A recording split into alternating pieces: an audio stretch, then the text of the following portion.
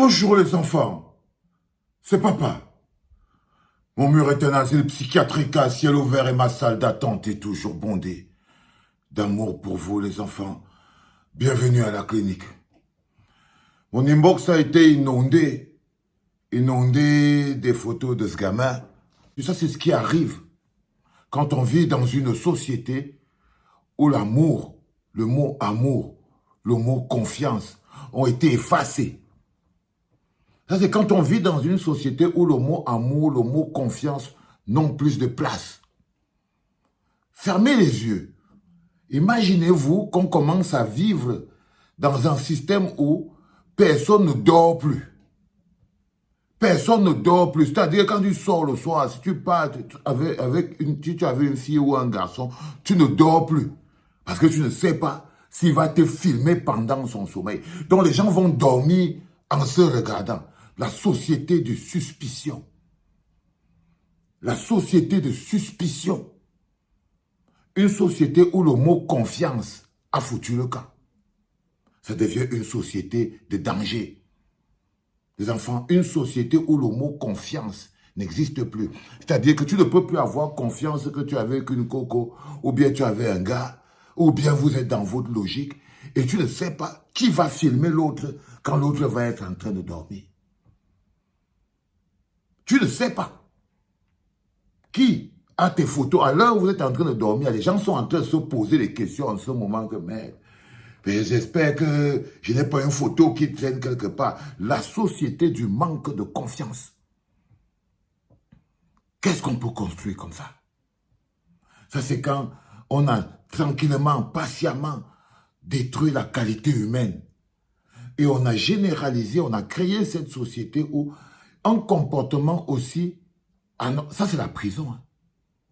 Ça, c'est la prison. C'est-à-dire que filmer la nudité de quelqu'un, il y a d'abord l'abus de confiance dedans. Donc, on t'arrête d'abord, c'est d'abord abus de confiance. Avant de diffusion, si quelqu'un te dit c'est de la méchanceté, c'est que le mot est faible. C'est-à-dire qu'on vit dans une société où la méchanceté n'a plus de force. On l'a normalisé. On l'a normalisé.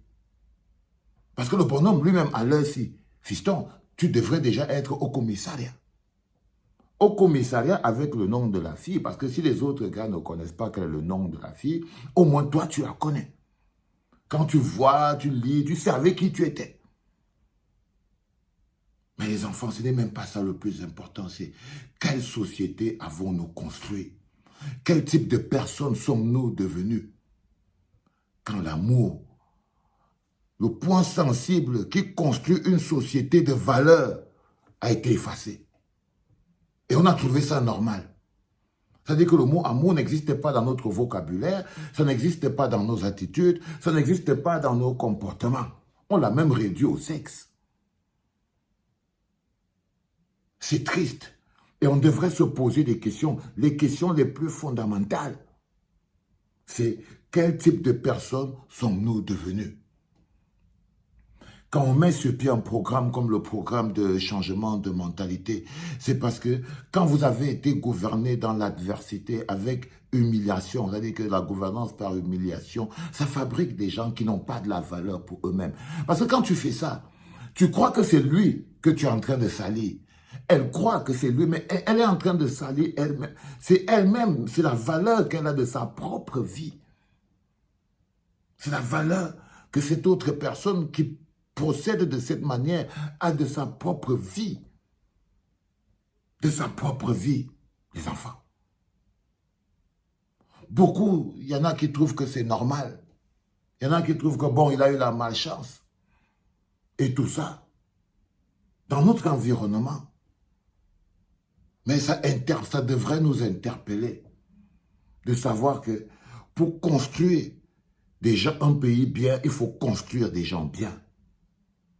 L'amour des uns pour les autres est un conditionnement psychologique parce que ça passe du respect. Une société qui ne sanctionne pas avec la dernière énergie, parce que ça c'est de créer une société où il n'y a pas de confiance. Il n'y a plus de confiance. Comment c'est qu'on fonctionne? Alors, on vous dit, quand vous pensez votre pays demain, vous devez pouvoir vous dire, ce type de comportement ne devrait en aucun cas, ça veut dire que la société doit d'abord le rejeter, mais en plus, la justice doit s'en saisir. Parce que ça, c'est une violation. Ça, c'est c'est quand même quelqu'un qui se prend quand même ses 10 heures en prison sans problème. Sans problème. Parce qu'il y a dedans la volonté de faire mal. Il y a dans cet acte la volonté de faire mal. Il y a dans cet acte la volonté d'humilier. Et ça, là, ces volontés-là n'existent que dans un environnement où le mot haine est prononcé plus de fois que le mot amour. Et quand vous vivez dans une société où on prononce plus, si on fait un référencement des réseaux sociaux camerounais, le mot haine est prononcé plus de fois et écrit plus de fois que le mot amour. Et lorsque ce mot-là est prononcé plus de fois que le mot amour, la société elle-même de manière spirituelle en est tout en plein. Il n'y a que l'amour qui guérit de la haine. L'amour des gens. On ne peut pas penser une société équitable si à la base on n'a pas d'abord de l'amour dans son cœur.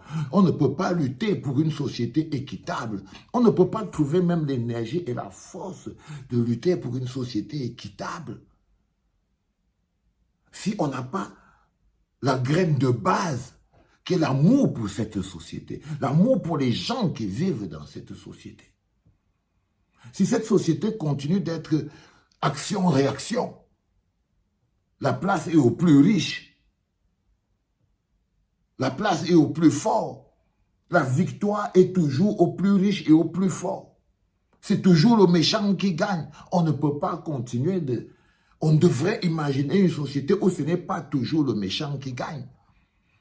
Ce n'est pas toujours le méchant qui gagne. L'amour est la base du développement. Parce que dans l'amour, il y a travailler ensemble. L'amour est la base du développement. Parce que dans l'amour, il y a travailler ensemble pour un bonheur collectif. Dans un endroit où il n'y a pas d'amour, la survie est fondamentalement individuelle. Et dans un pays où les gens sont dirigés sans amour, se parlent sans amour, se touchent sans amour, couchent ensemble, mais sans amour. Eh oui, couchent ensemble, mais sans amour du tout. Parce que c'est un sentiment qui ne gère pas les relations. Ce n'est pas le carburant des relations. Non, pas du tout. Il y a toujours quelque chose derrière. Ça n'existe pas de manière fondamentale dans animer les relations, donner vie à une relation. Vous avez une relation. Quel est le carburant qui donne vie à cette relation? C'est l'amour.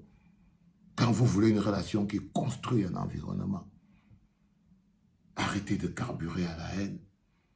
Ça fabrique des monstres. Je vous promets. Et l'ayant normalisé, vous ne voyez pas à quel point on est en train de descendre profond. Profond. Parce que même quand il y a de l'amour, il est empoisonné. Parce que même quand vous manifestez de l'amour, c'est dans la détestation de l'autre. C'est compliqué. Il faut changer, les gars. Si on ne change pas, on ne peut pas construire le changement. Le changement, c'est changer soi-même. Si vous voulez changer un monde, il faut changer les gens. Pour changer les gens, ce genre d'acte doit être condamné directement par la loi. C'était papa.